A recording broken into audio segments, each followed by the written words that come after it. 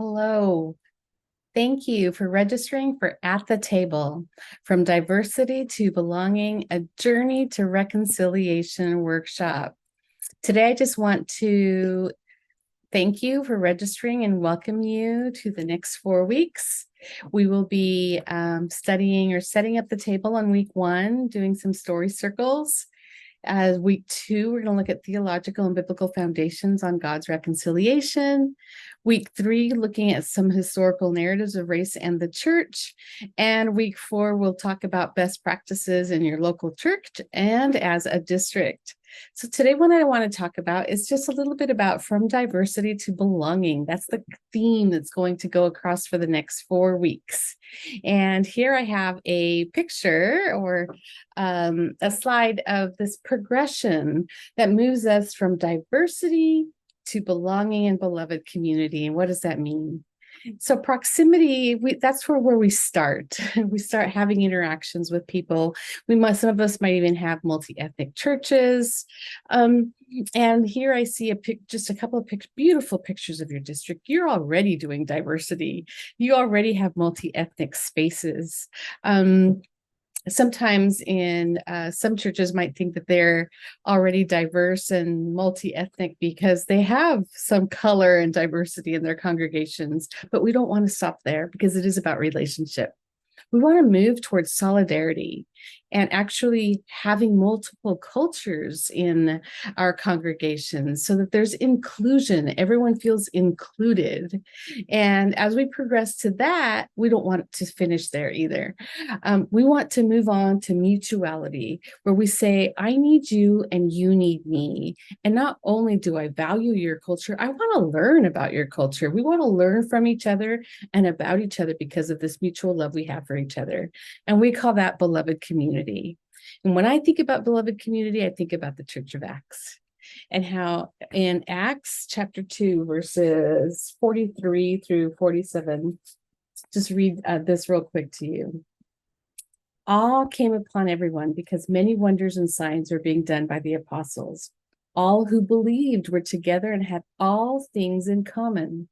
They would sell their possessions and goods and distribute the proceeds to all as any had need. Day by day, as they spent much time together in the temple, they broke bread at home and ate their food with glad and generous hearts, praising God and having the goodwill of all the people. And day by day, the Lord added to their number those who were being saved. And such a beautiful picture of the church.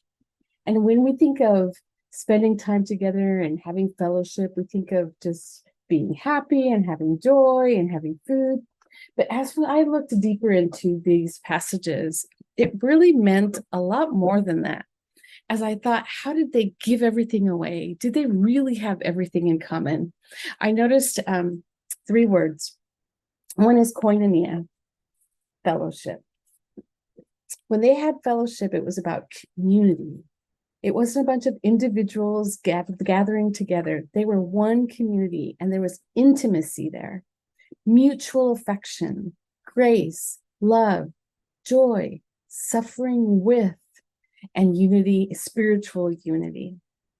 They had everything in common. They had everything in common because of their koinonia. It went hand in hand together. And having everything in common was a Greek phrase for when 2 groups that were not alike came together because of what they had in common. And isn't that what happened in Acts? The Holy Spirit came down, they spoke in other tongues, they could understand each other, and these different tribes, tongues, and nations came together as one body, one mind with everything in common because they came together because of their faith in Jesus, in unison, in harmony, in tune with one another. That's profound. And also the word one mind.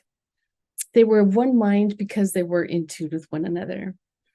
And it speaks to the profoundness of having regard for one another's physical and spiritual well-being.